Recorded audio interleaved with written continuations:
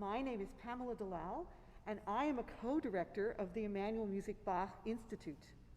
On behalf of my fellow directors, Ryan Turner and Michael Beatty, and the entire staff of Emmanuel Music, I'm delighted to welcome you all to the second weekend of our Bach Institute and today's open cantata rehearsal. Our cantata today, BWV 32, Liebster, Jesu, mein Verlangen, will be conducted by our principal guest conductor, John Harbison. Today's rehearsal will not run strictly in movement order, but will jump around depending on instrumentation. You'll be able to hear the complete work tomorrow morning as part of the live stream service here at Emmanuel Church on the Emmanuel Church YouTube live stream channel. All events from the 2021 Bach Institute are archived on the Emmanuel Music YouTube channel for later viewing. Stay with us after the end of our open rehearsal for an illuminating discussion of the cantata titled Family Problems by this week's conductor, John Harbison. It's my great pleasure to introduce John today. He has been a part of Emmanuel Music from the very beginning, participating in the first cantata performances in 1970. Among the countless contributions he has made to the organization are numerous works written for the ensemble, many conducting appearances, and serving as acting artistic director from 2007 to 2010. He currently holds the title of principal guest conductor. Please welcome John.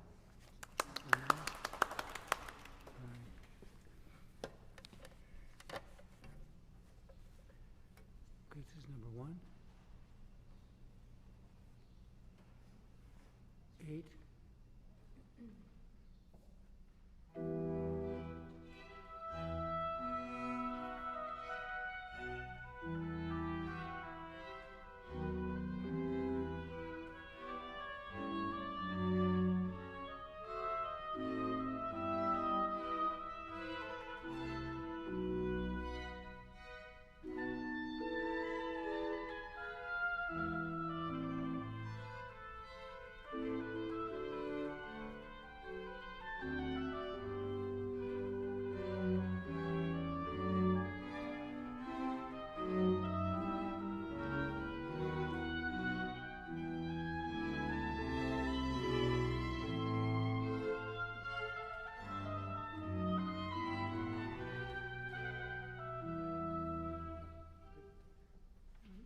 Just the string only once, just the stroke, beginning.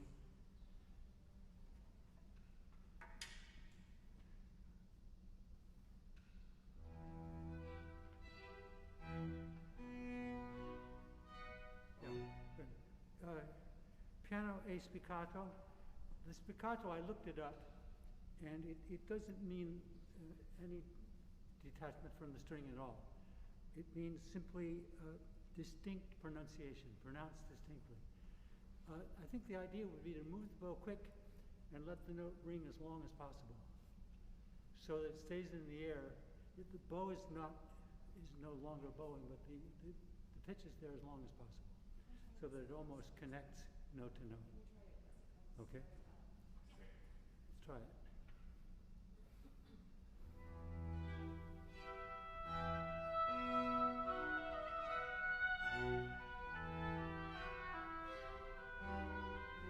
Yeah, they need to hang longer. I don't know quite. They should sound like eighth notes. Short, even though the stroke is short.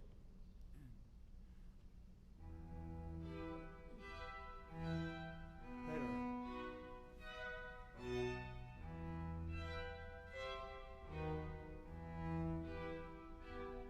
Exactly. Good. So that we're not hearing any real caesura between pitch to pitch, though you're playing short. Okay, good. Tutti?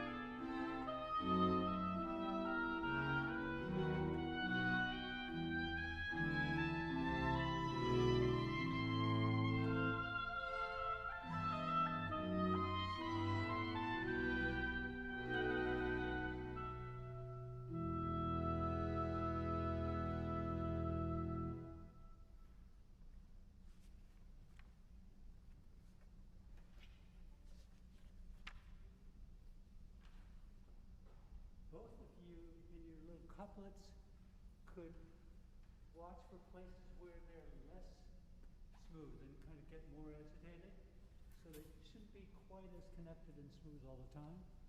I'm sorry, some more clipped. Occasionally, Yes, occasionally they chop up a lot more. Okay. Okay, so don't always just bend. Don't always just melt the line to itself.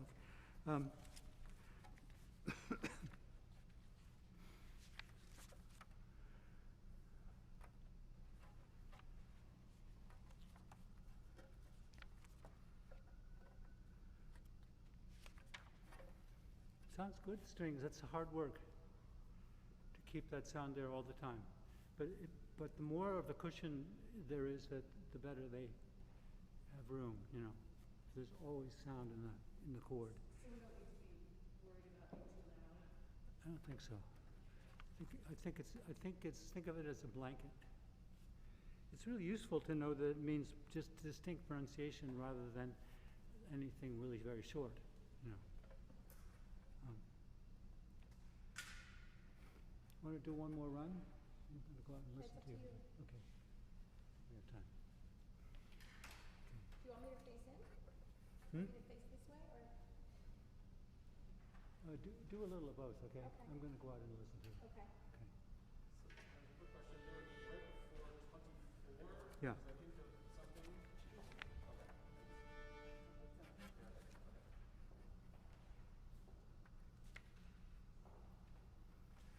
Yeah, I come back a little bit there, and I also want to just have a kind of sort of suppressed mood from 24 to about 28, where the text changes. You know,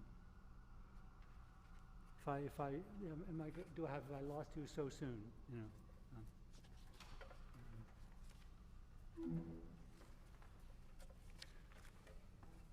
Who they are, you if you stick around for the talk, you'll catch it. But this is the voice of Mary as she's looking for Jesus, who has gone to teach to the elders in the temple, and she's sort of conveyed by this alternate voice. I mean, this kind of proto half of her voice is the oboe, and that sense of this lyric lament is really what this whole cantata is about. But okay, let's do one more time. I'm going to leave at one point.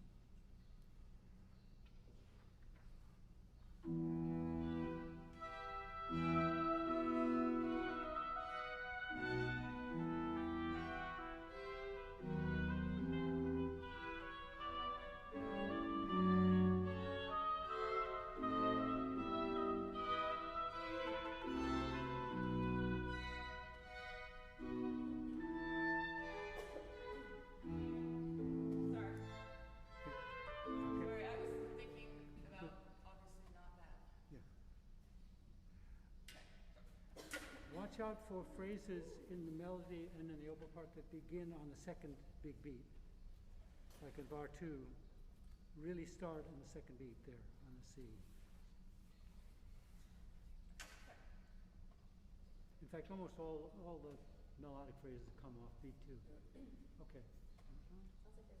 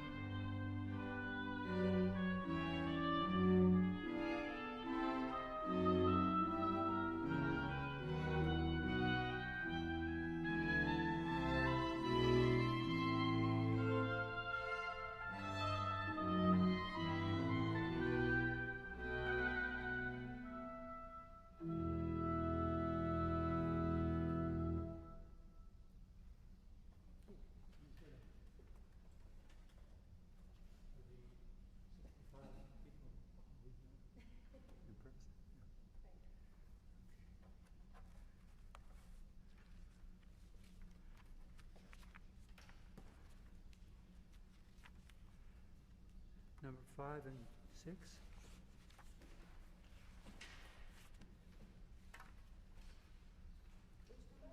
Duet 5 and 6, the chorale. I'll do the chorale, I'll do the rest here.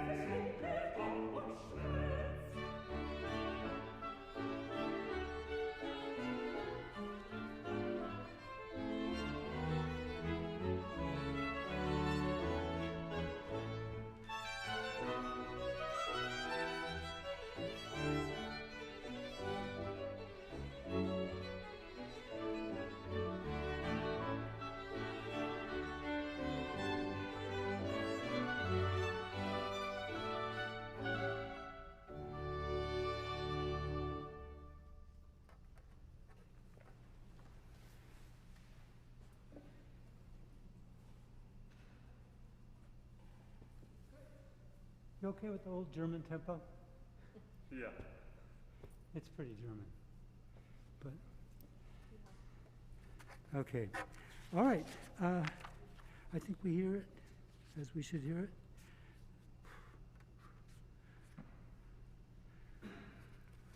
Just one thing, which is, could we just hear orchestra? Well, actually, it's the syncopations at 9 and 10.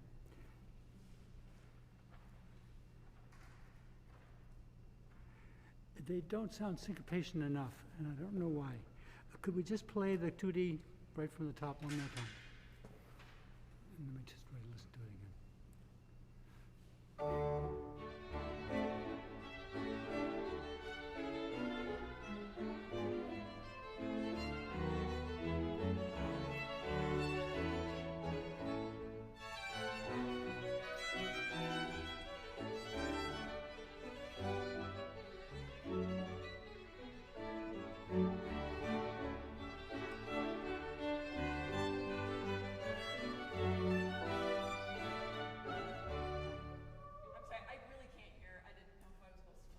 That was it. Play the syncopations with a great lack of taste. Sort of like a Tyrolean band. Okay. Want to join us on that one time? What? From the top one more time, just. Yes, okay. Yeah.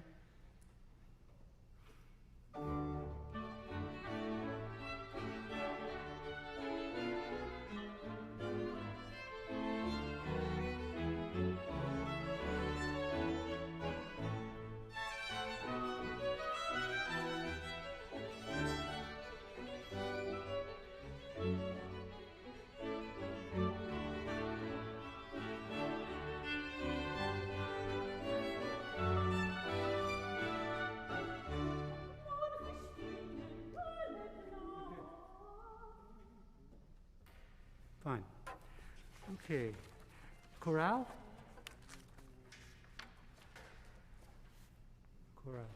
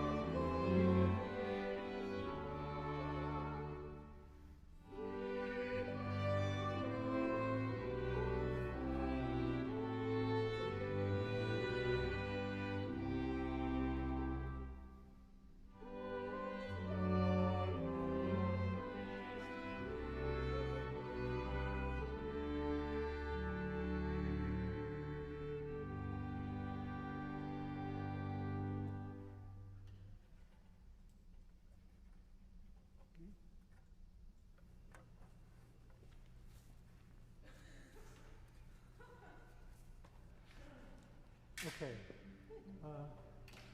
We just have now strings on the duo. That's it. Number 4.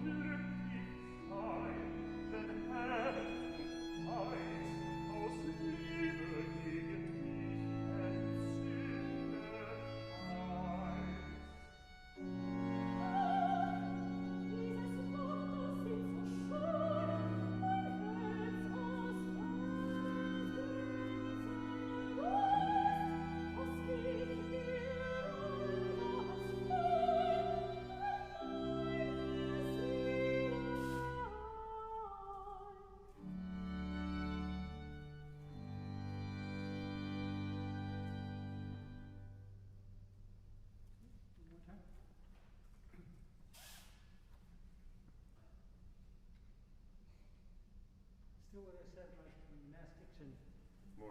Yeah. Okay. It's just a couple consonants that are really hard to pick up when you're in that. Yeah. Okay. One more time. Okay. And.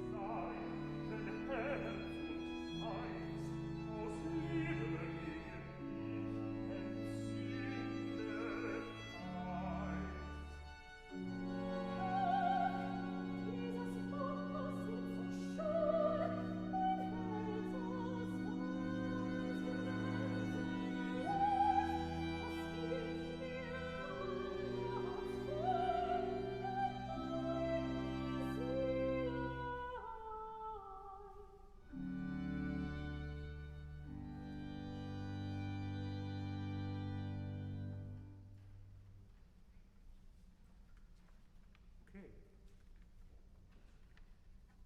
Everybody's done, but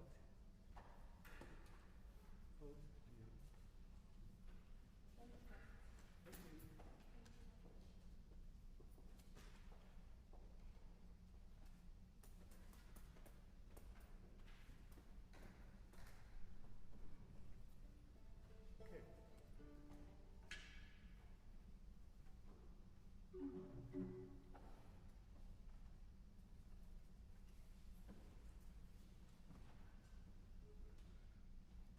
Okay.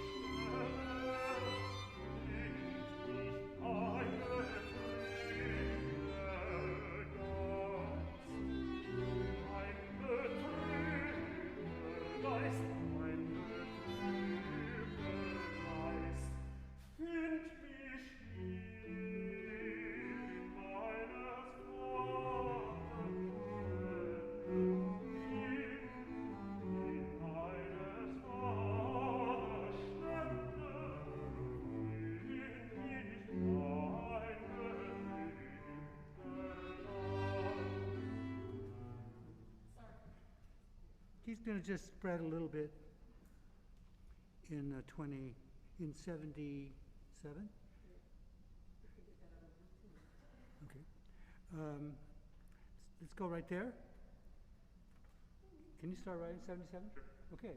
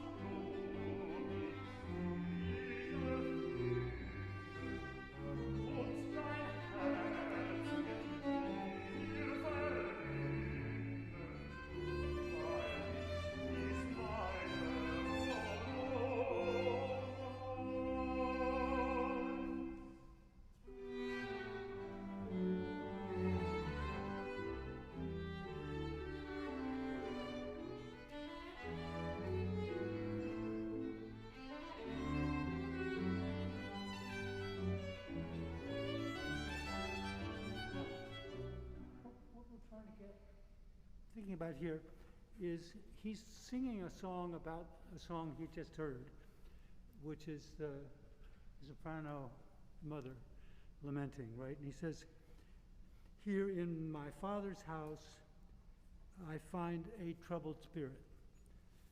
So he's still listening to the troubled spirit. The troubled spirit is the solo violin. So don't be too polite about the double stops and the trills.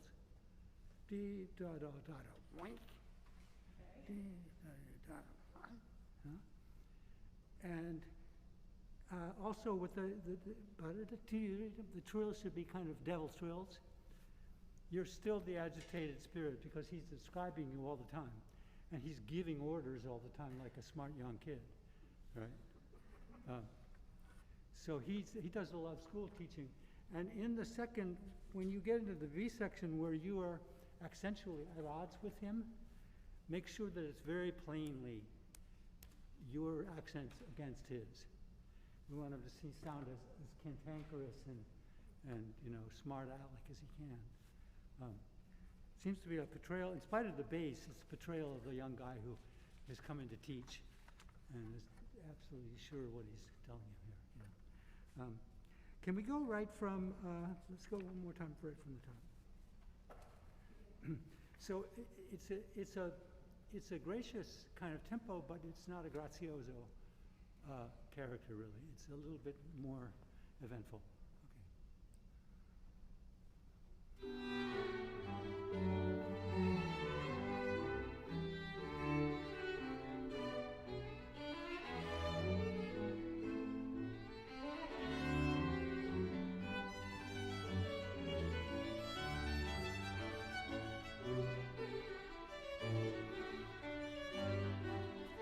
Hier in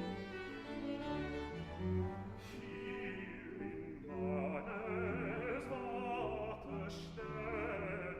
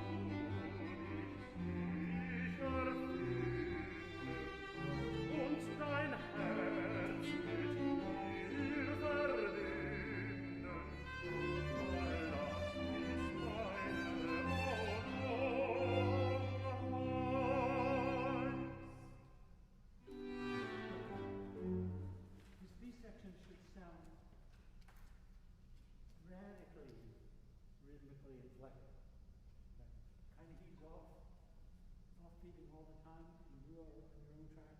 Let's do right on it from 106. Quick question. Yes. Downbeat 120. Yes. I'm hearing C sharp, and I have C natural in the violin.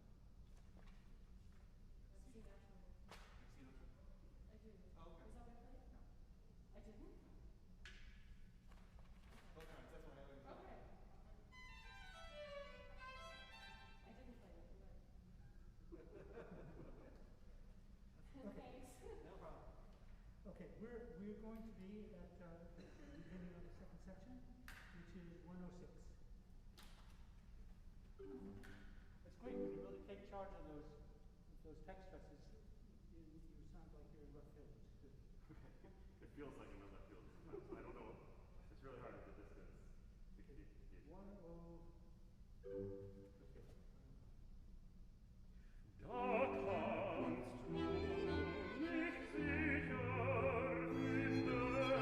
und dein Herz mit mir verbinden, weil dies meine Wohnung heißt.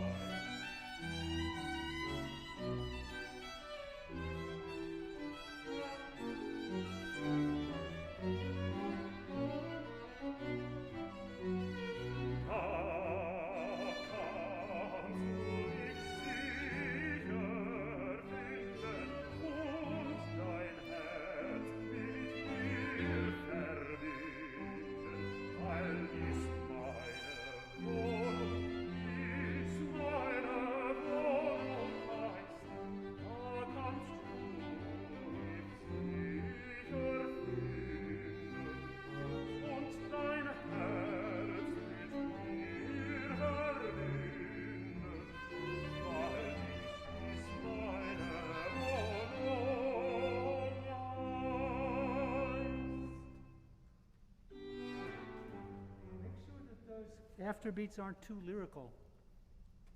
The afterbeat quarter notes, Okay. that they sound right away, because otherwise we want to feel that you and he are making two different rhythmic points. Okay. And in a way, the more you emphasize the jump, the better. The more that we're sort of startled that you're suddenly in another register.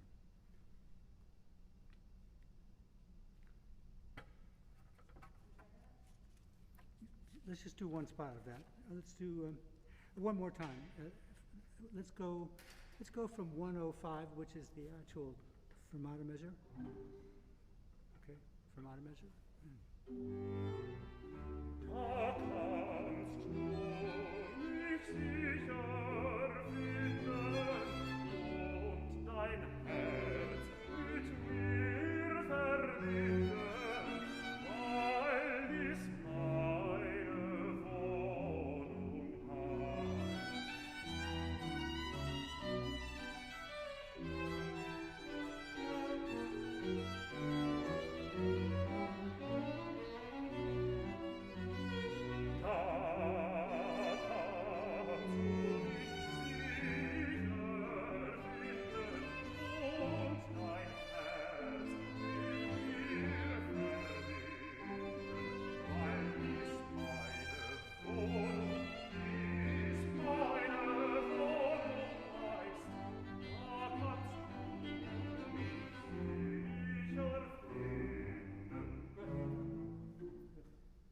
Your texting is coming out well.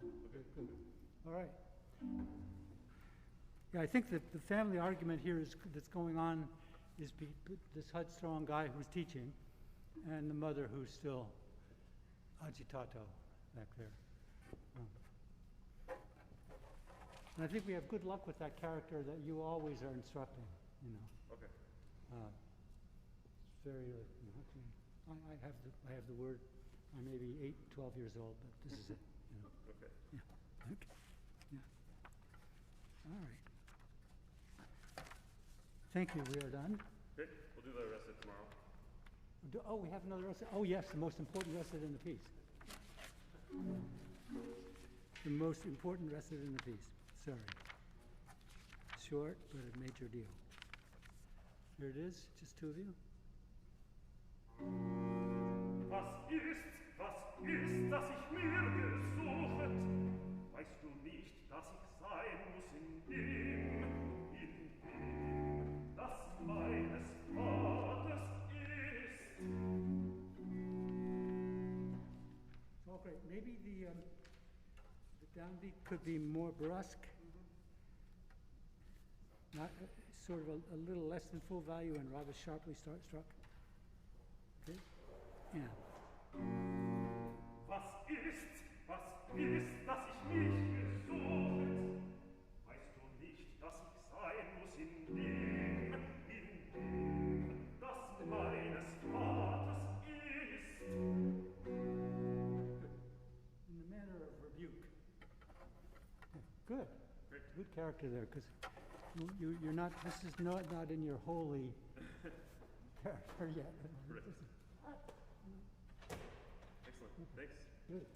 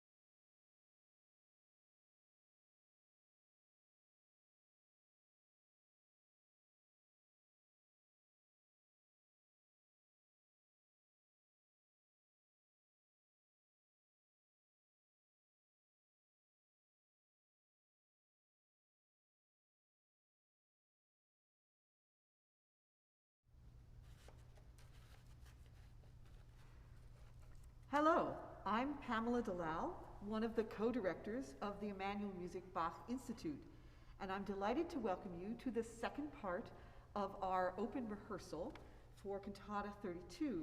Now we're going to hear from our guest conductor, John Harbison, who will talk about this week's cantata, BWV 32, Liebster, Jesu, Verlangen, and his talk is titled Family Problems. John has been a part of Emmanuel Music from the very beginning, participating in the first cantata performances in 1970. Among the countless contributions he has made to the organization are numerous works written for the ensemble, many conducting appearances, and serving as acting artistic director from 2007 to 2010. John has also recently published a book titled, What Do We Make of Bach? I'm delighted to welcome him for a discussion of this weekend's cantata. After he's done, we'll have a chance to pose a few questions to John, so please feel free to enter your questions into the live chat.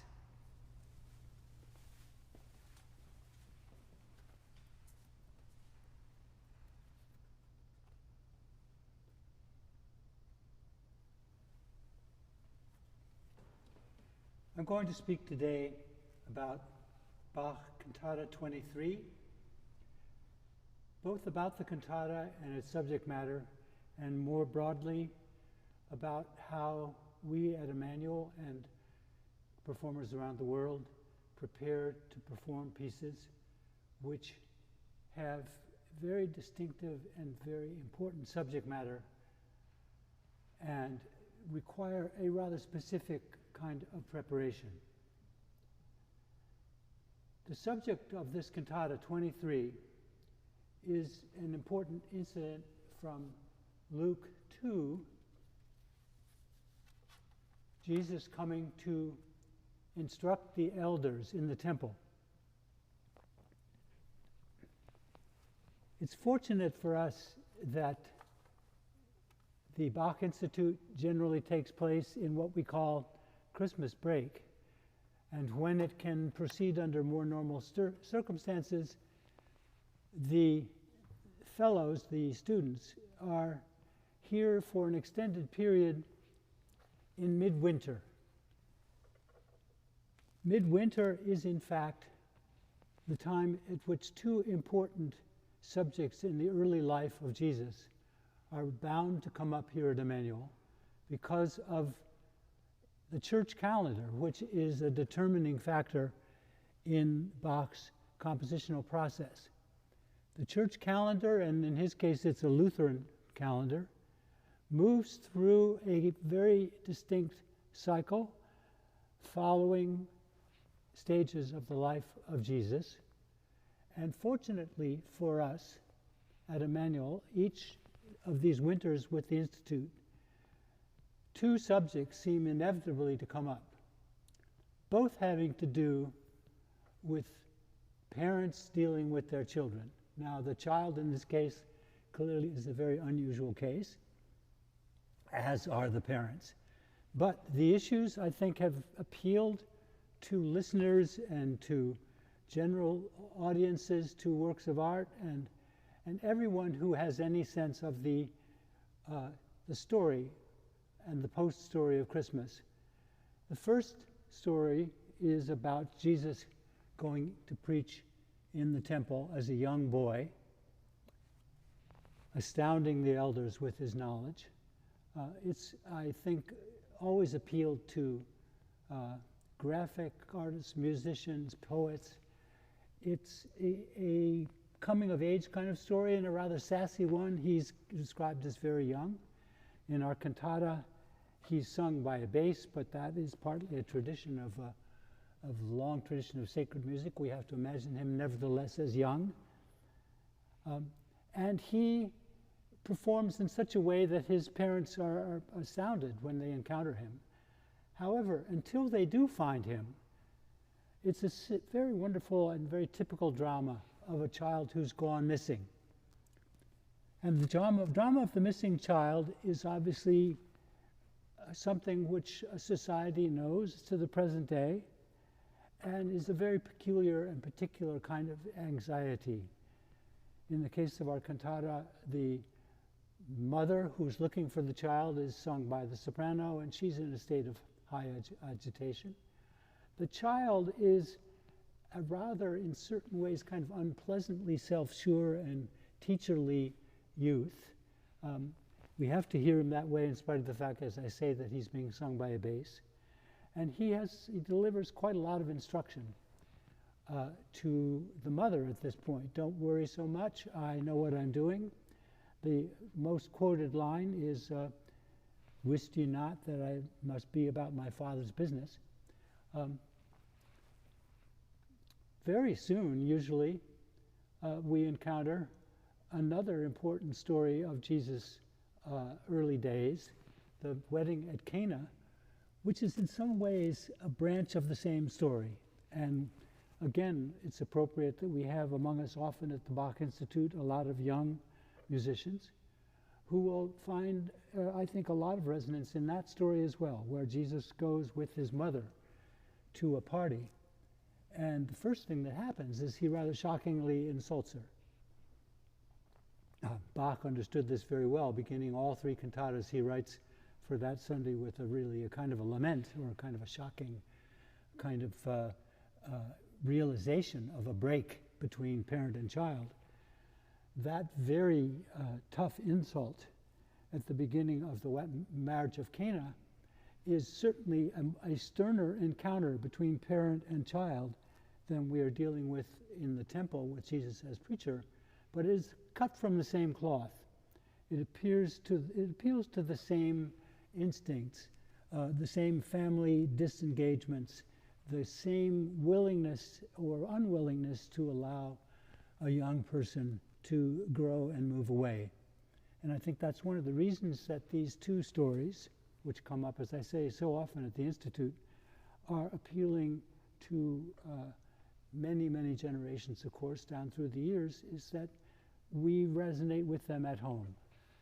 We all have been through, either as children or as parents, the fissures, the stresses, the incomprehensions, the moments when the child is a mystery to the parent. I'm just going to quote a couple lines from the Bible readings, because this is where Bach starts in writing the cantata.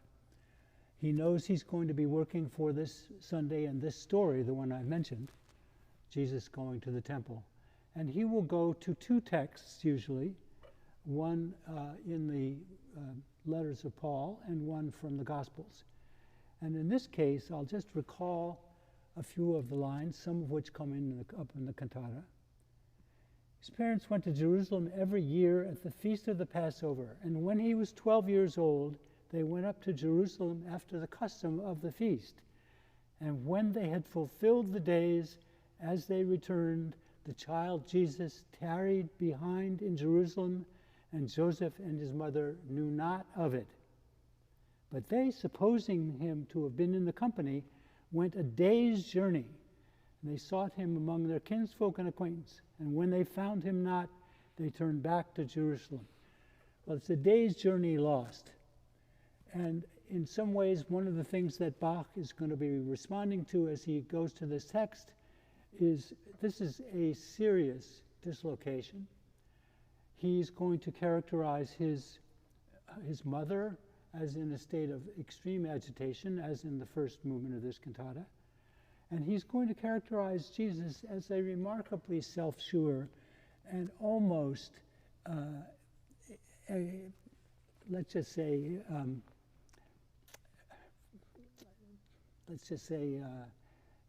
unpleasantly self-sure gentleman.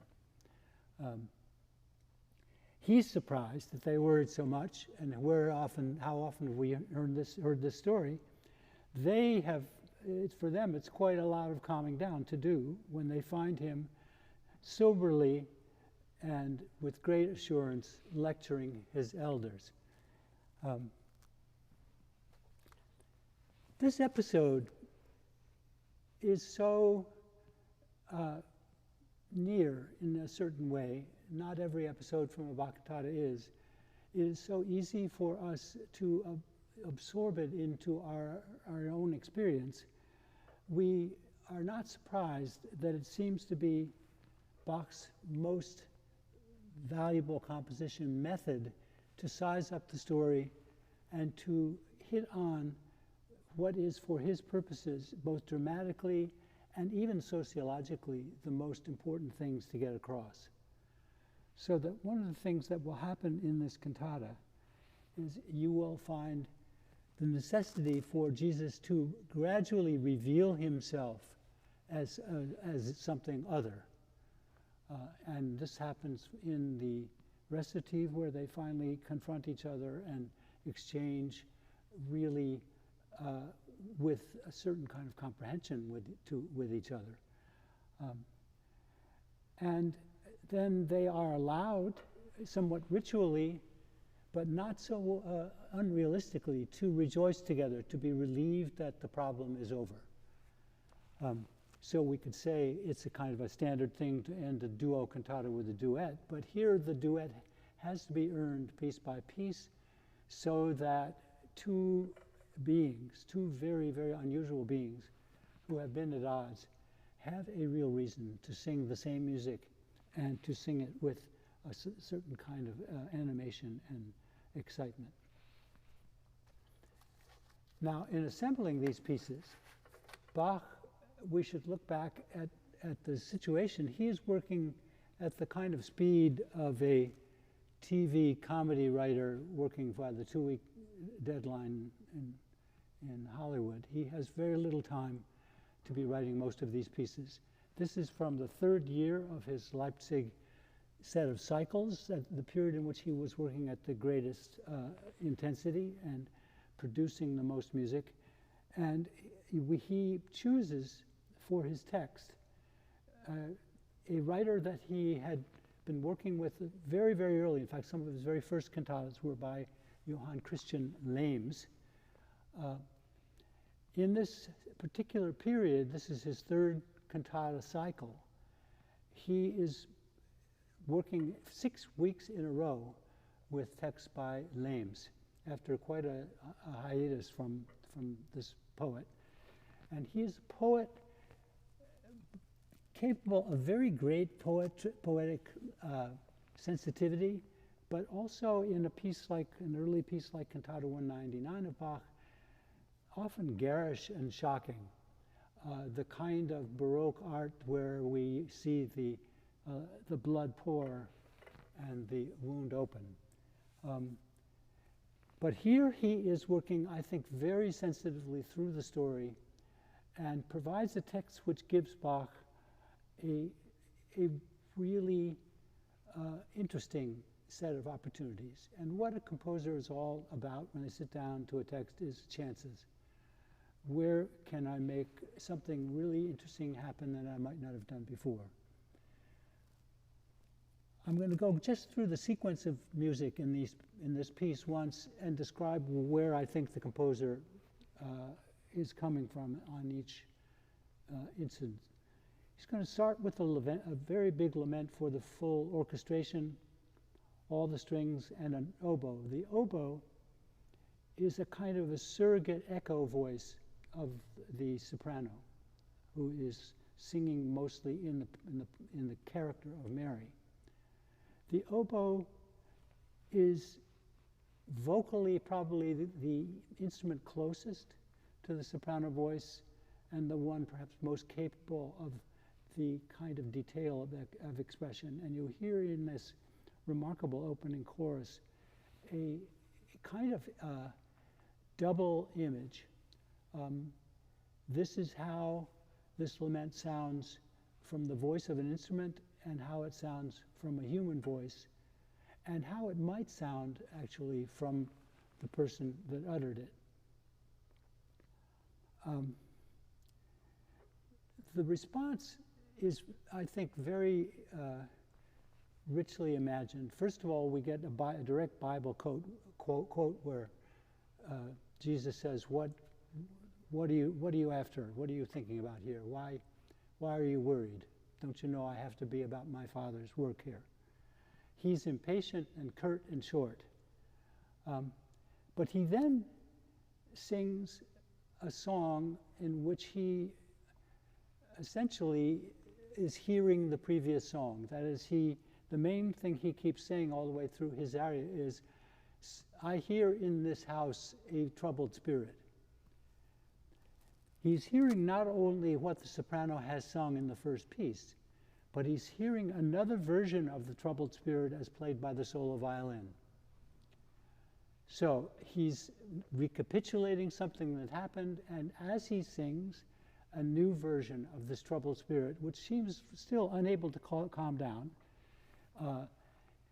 keeps whacking out rather vigorous double stops and trills and kind of gyrating around.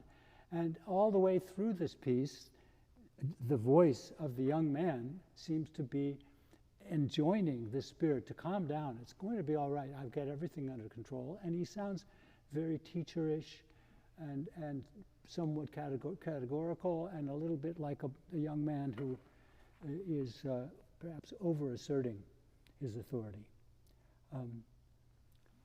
Then the cantata has to move into a different point of reconciliation. The characters have to begin to talk to each other, or really be on the same plane as each other. And it happens gradually in what is known as a recitative, that is a kind of more speech-like vocality. All the strings play, and the soprano seems to have realized in the person of Mary who this is, who and what this is, really. That this is a being of an exceptional kind, and she is going to be, for the rest of her life, trying to absorb. And there is, at a certain point, a moment where she quotes a psalm, Psalm 84, how beautiful are thy dwellings, Lord, which is kind of the moment in which she absorbs that she's dealing with something that is not normal, that is not typical, that is not really part of this world. And one of the things that happens to her as she begins to deal with this is that her voice becomes joyful and in a kind of ululation and in a kind of almost involuntary elaboration.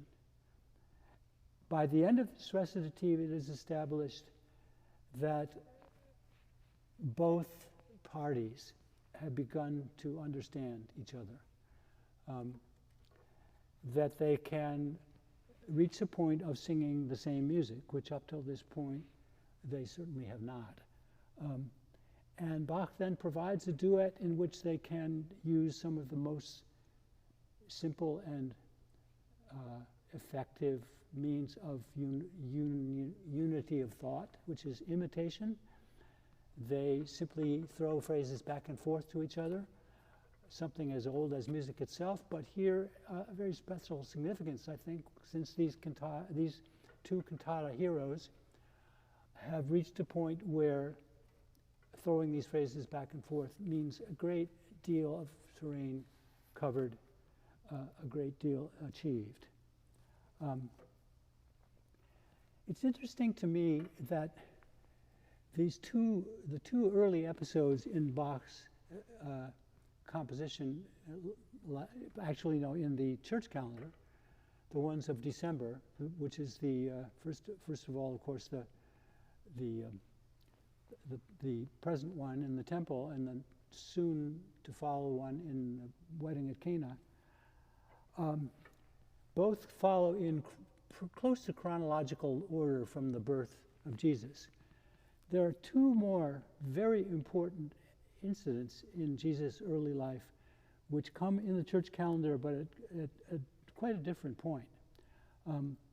And it's always been interesting to me that at this point I'm ready as a congregation member to experience something about the baptism, but it's not going to come here in the church calendar. There's a completely different time of year where the story of the baptism occurs, and it centers around John, the wild man from the desert, who occupies somehow center stage in in the baptism as a kind of assertion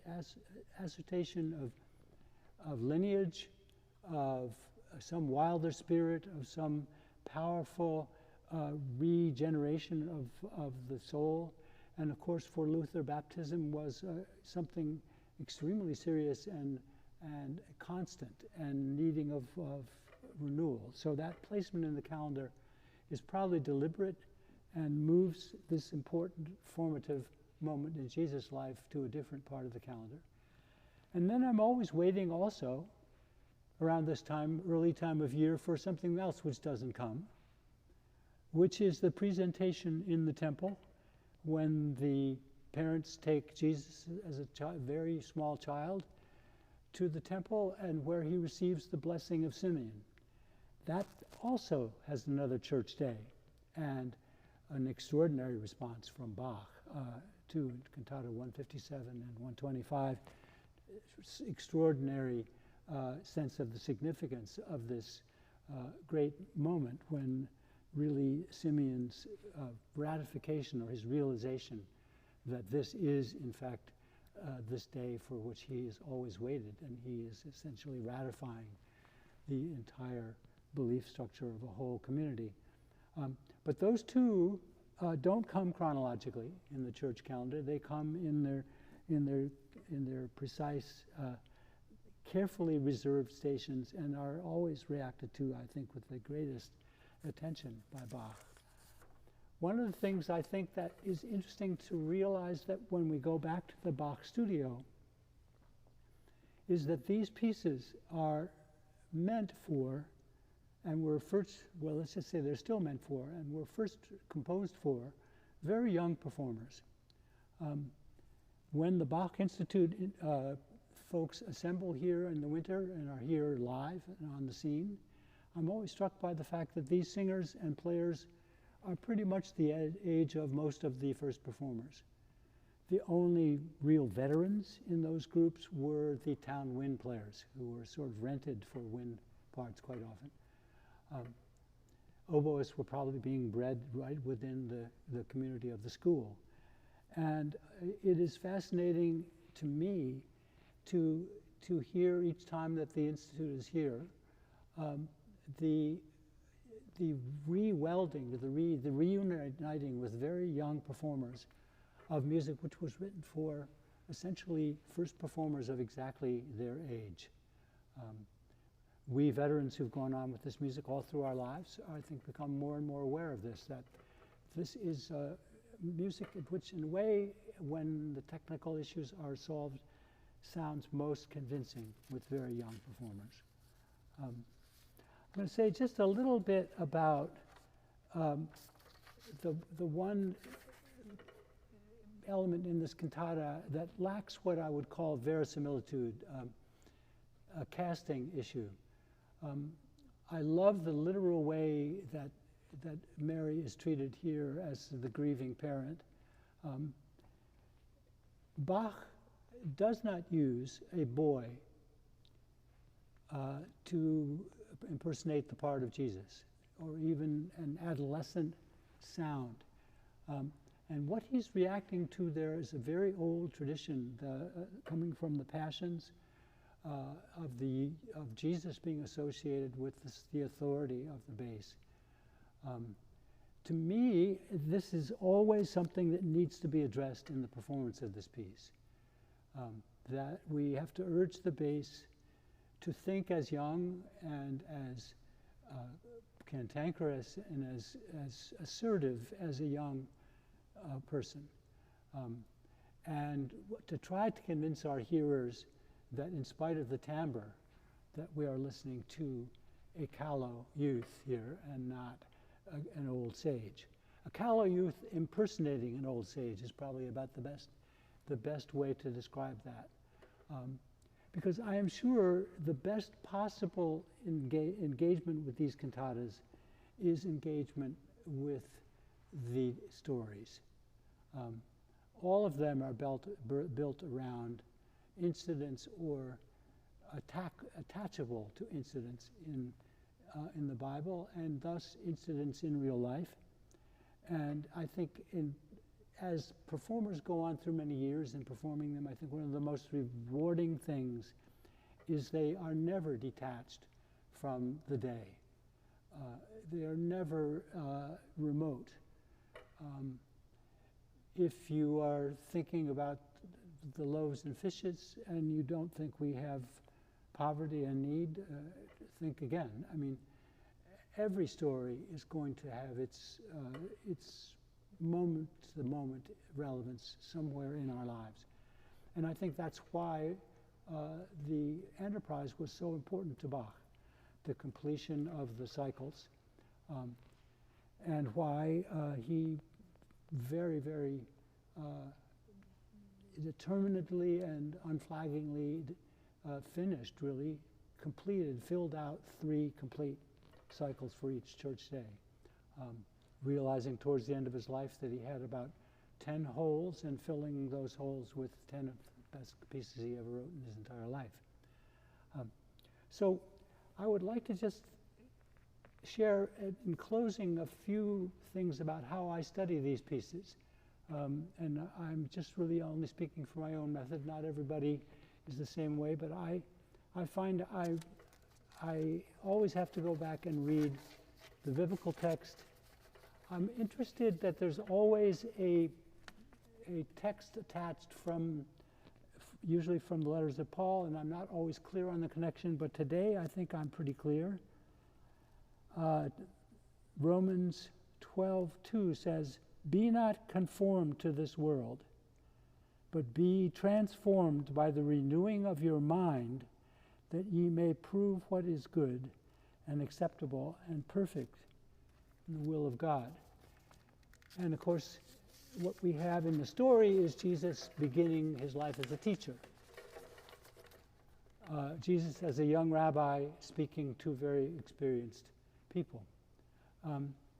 We also have, as a means of study for these pieces, many, many, many graphic images of these biblical stories by great painters throughout the century. And one of the things that my good friend Craig Smith, the founder of this Cantata Singers, and I shared was art books back and forth when we wanted to research a given Sunday. And in fact, we've then found a couple of collections which go through the entire Bible incident by incident and find paintings.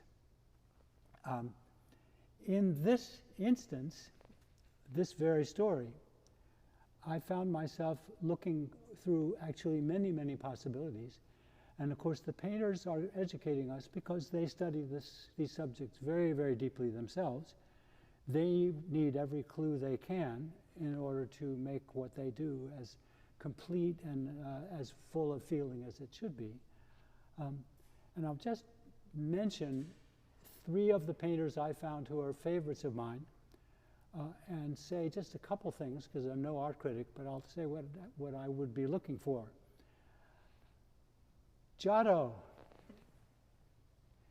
And it's part of a very grand cycle, and one of the things that you almost cannot forget is the incredible power of the empty spaces, the open spaces in Giotto in all of his big cycles. But he's interested in the ritual solemnity, the kind of dignity, the incomprehension, I would have to say, of the studious men. Their incredible sobriety and their sort of almost unawareness of this other personage who's come among them. It's a stillness which I think is almost greater than we experience in life.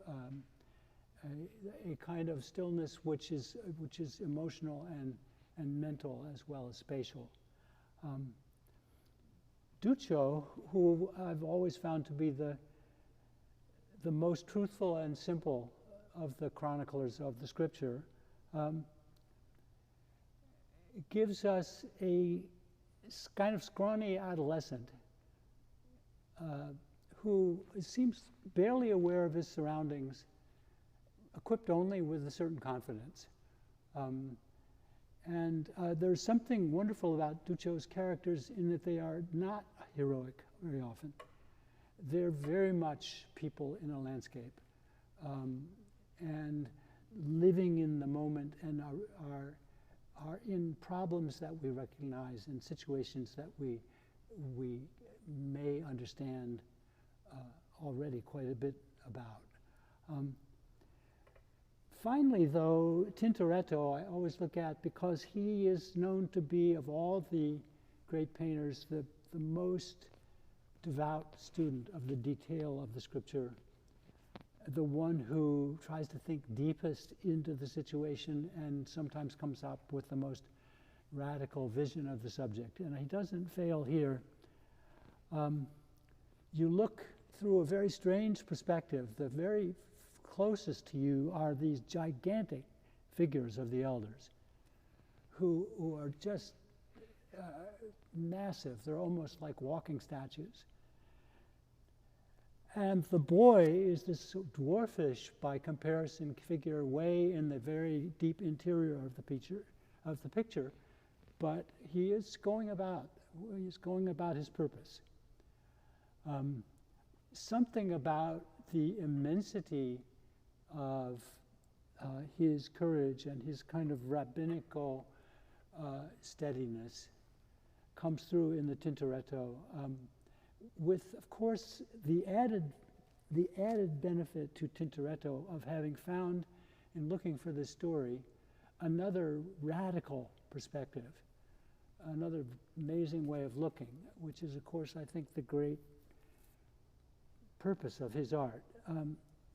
Bach, in the same way, I think, in this cantata series, that used to be, people used to say, well, he did this was his job. This was what he was supposed to do, and he was paid for it. No, I think Bach, in these stories, is always finding perspectives for his music, setting a new scene, setting some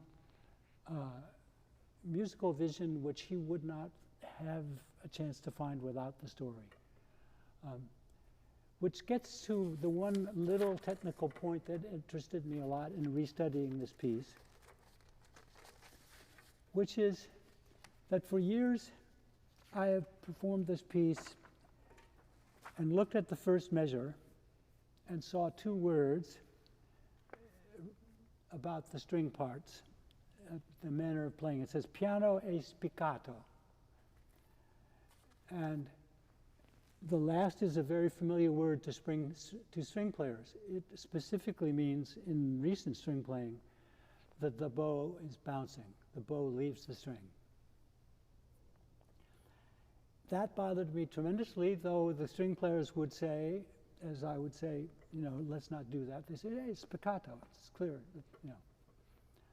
So I finally looked it up and consulted a friend of mine who knows Italian better than I do, and he said, no, not at all. Spiccare is pronounced distinctly, which is really what I always hoped we would want to hear in those beautiful string accompanying notes. Pronunciation, but not space. Almost a pedal down effect of continuous arpeggiation. So I was rescued, I think, by grammar, at least for these rehearsals, to a sound, I hope, at the beginning of this piece, which I feel is much more important to discover than just about anything about the first movement, since it's the one sound that you hear in every movement of the entire piece. Piano e spiccato.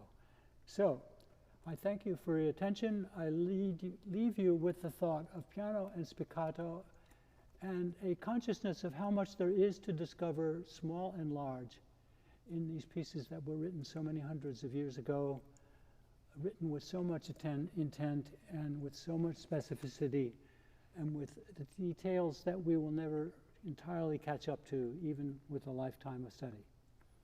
So again, thank you for coming to the Institute in whatever form, and good afternoon.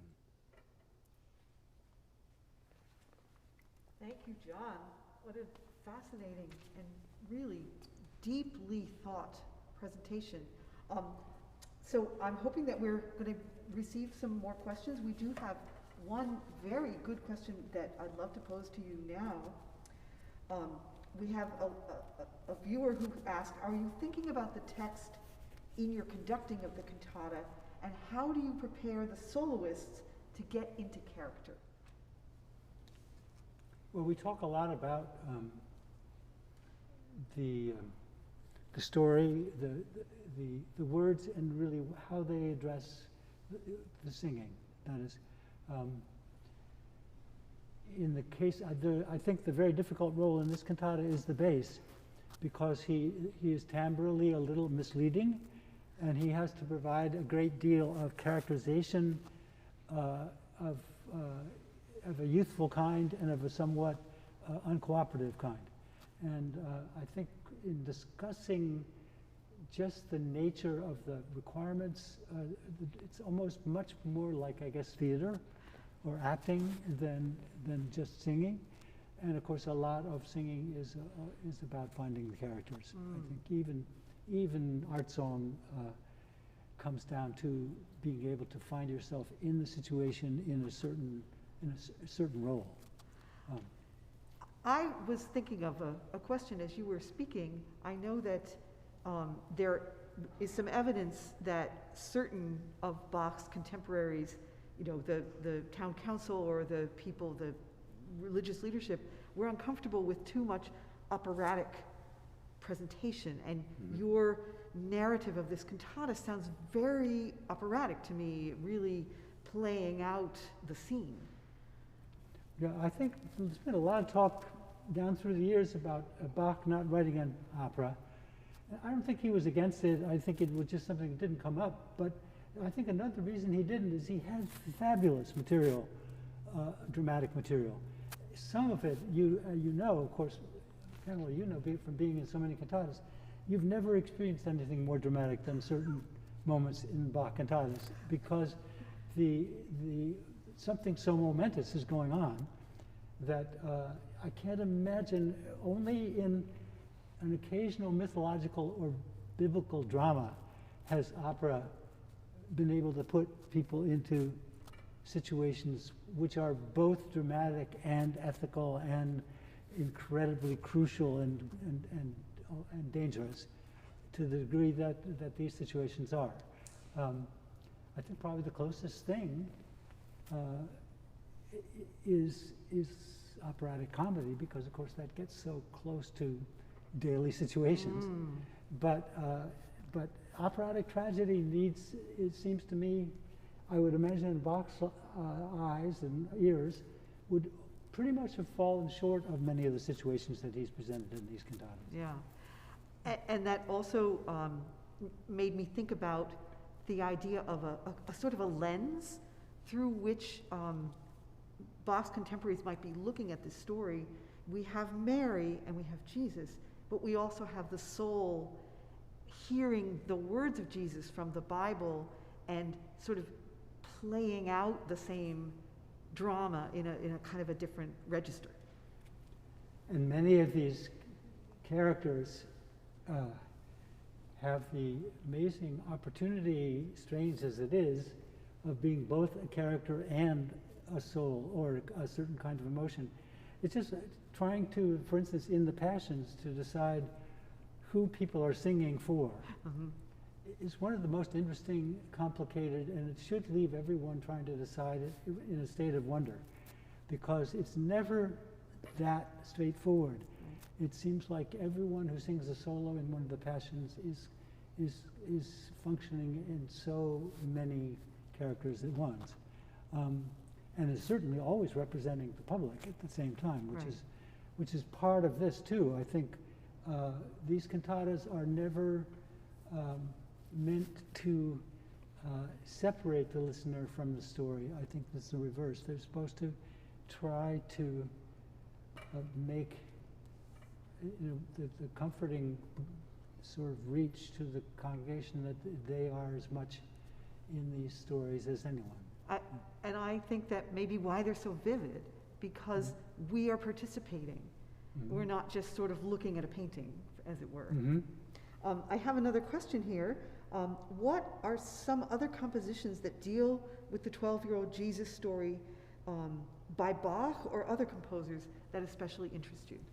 Well, there's this the favorite one that we do here a lot in Emmanuel is the Schutz, which is the very same text in the same situation, spectacular piece of music, and their father and mother both sing, and the boy is a boy.